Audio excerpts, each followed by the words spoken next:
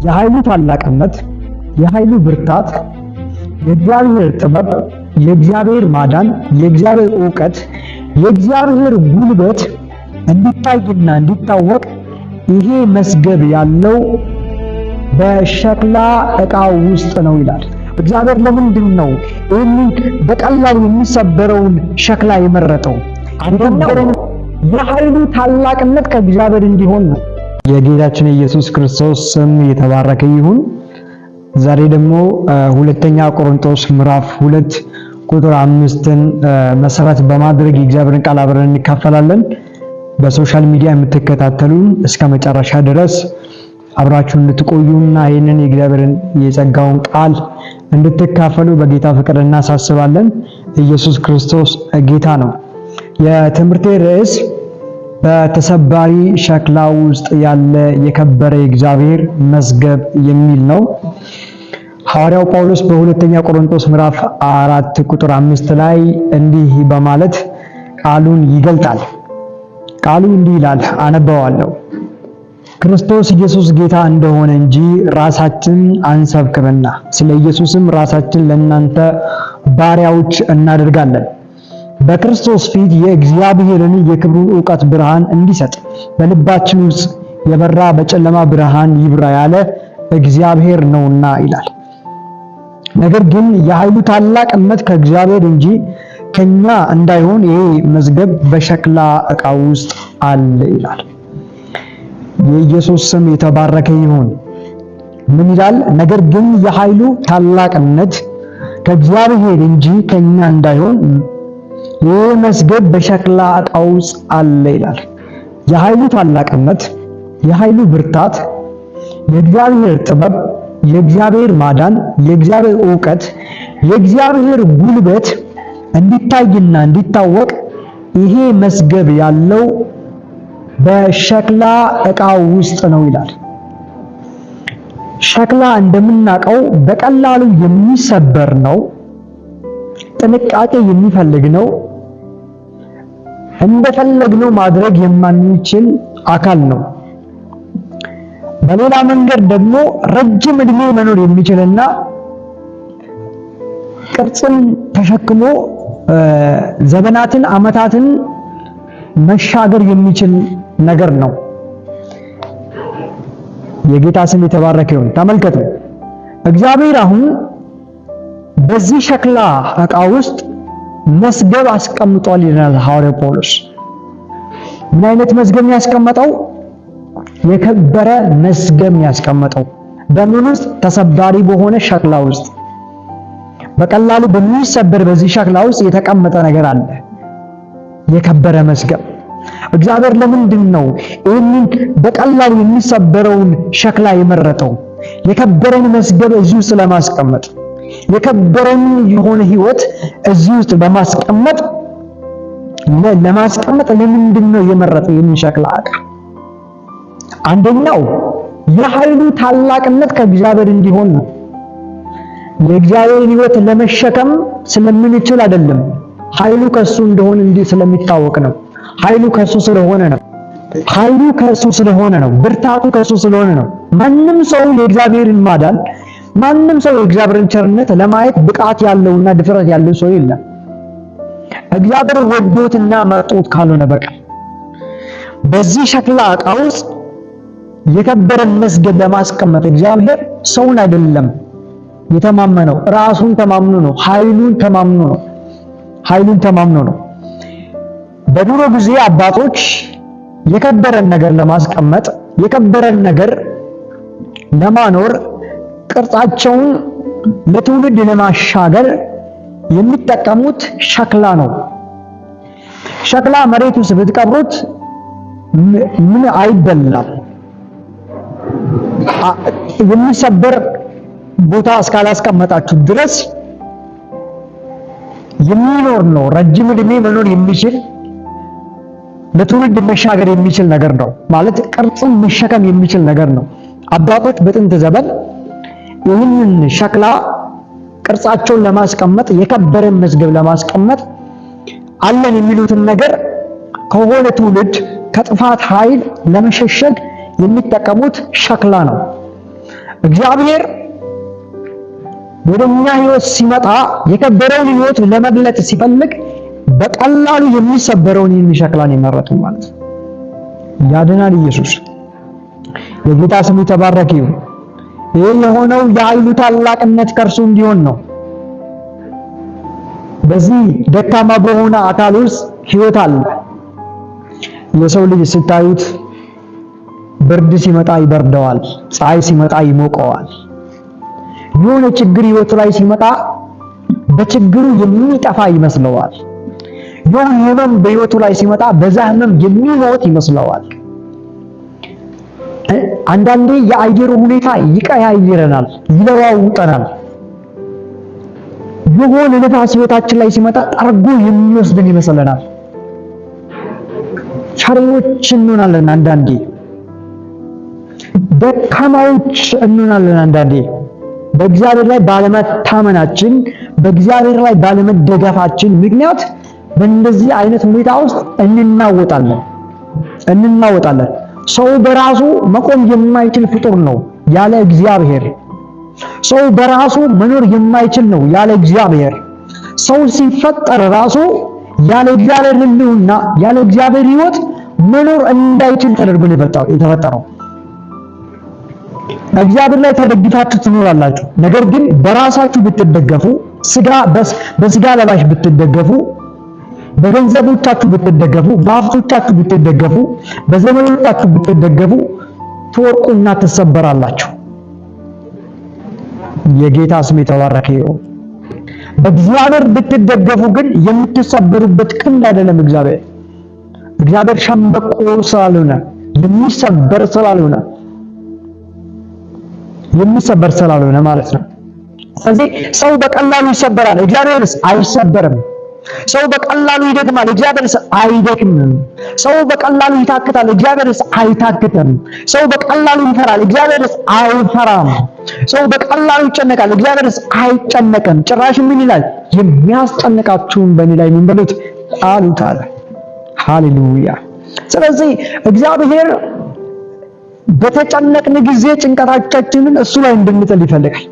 በምንፈራበት ሰዓት ፍርሃቶቻችንን እሱን በመታመን እንድናሸንፍ ይፈልጋል።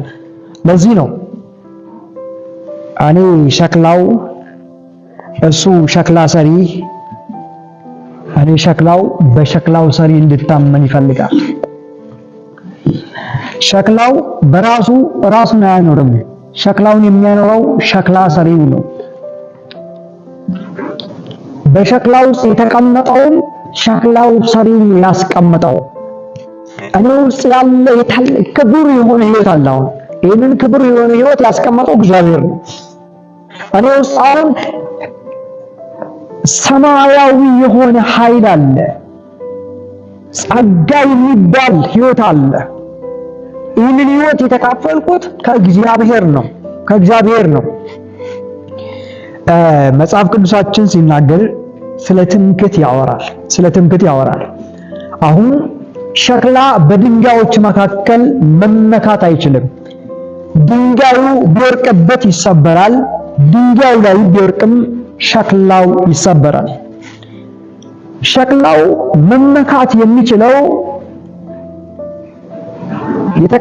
በተቀመጠበት በዛ አካል ላይ ብቻ ነው። ሸክላው መመካት የሚችለው እሱ በሰራው ላይ ብቻ ነው።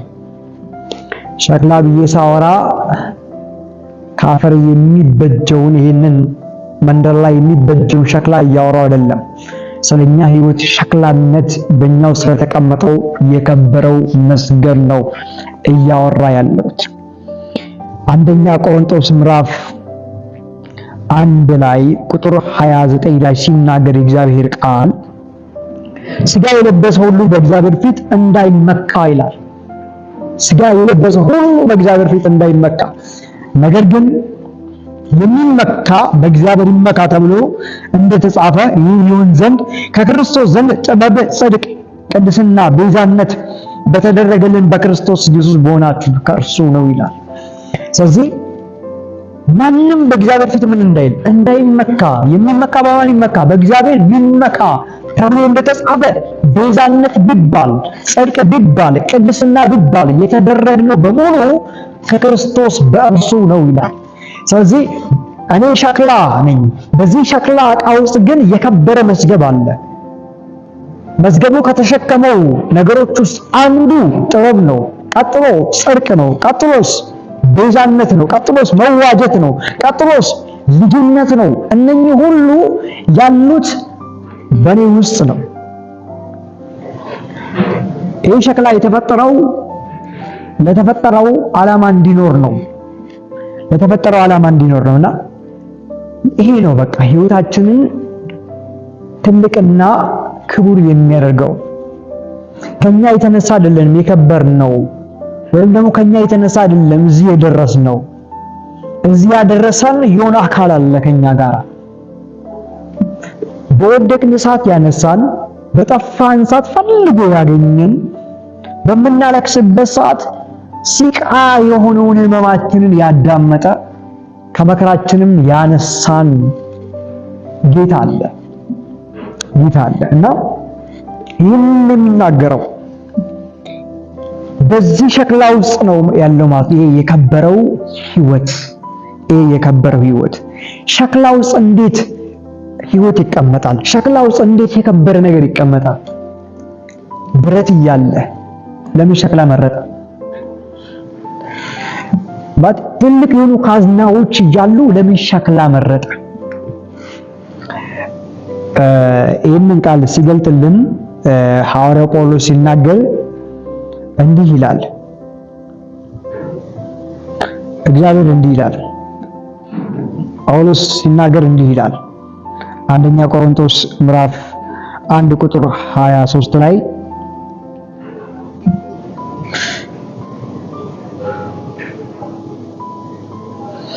መቼም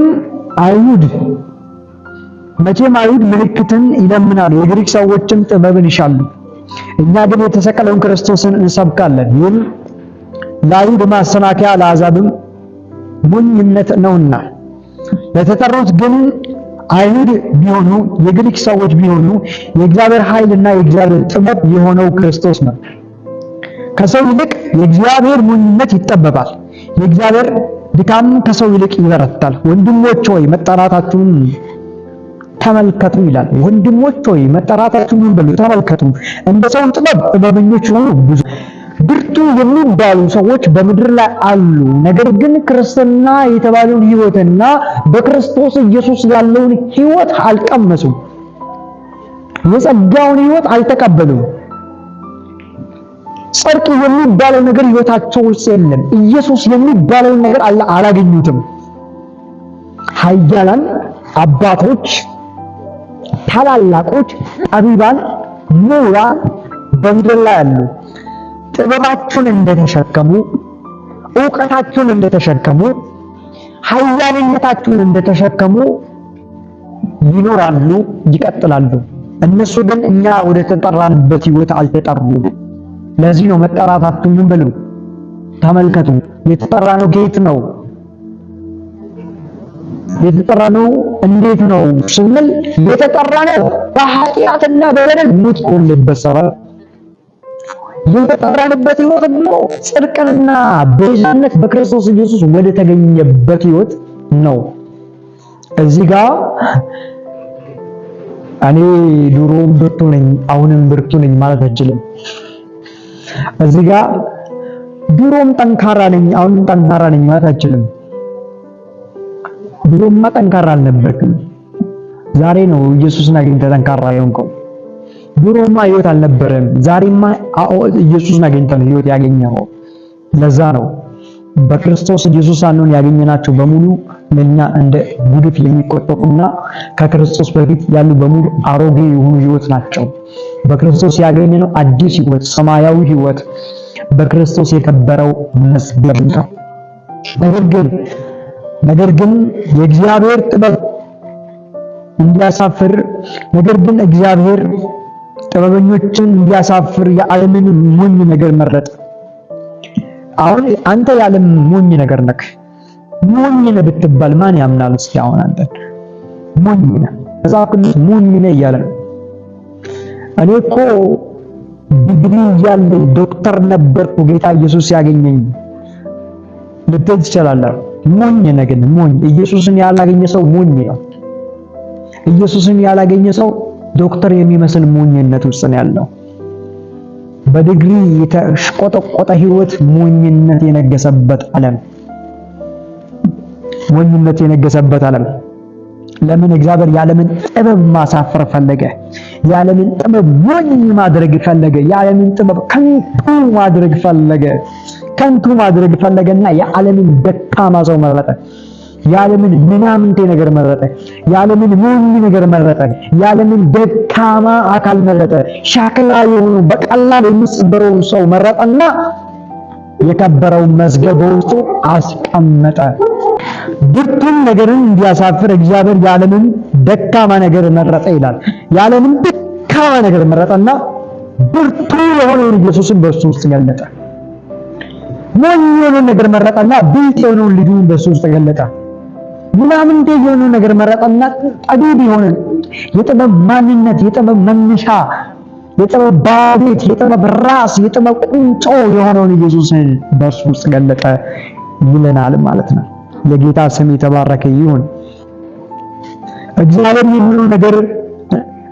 የሆነውን ነገር እንዲያሳፍር ያለምን ምናምንቴ ነገር፣ የተናቀውን ነገር፣ ያልሆነውን ነገር መረጠ። ስለዚህ ያልሆነውን ነገር ለምንም የማይሆነውን ነገር መረጠ። ለምንም የማይሆነውን ነገር መረጠና የከበረውን መዝገብ በሱ ውስጥ ገለጠ ማለት ነው። የጌታ ኢየሱስ ስም የተባረከ ይሁን። ይህንን መልእክት ለብዙዎች ሼር አድርጉላቸው። ብዙዎች ይጽናኑበት፣ ብዙዎች ይማሩበት። ጸጋ ከእናንተ ጋር ይሁን።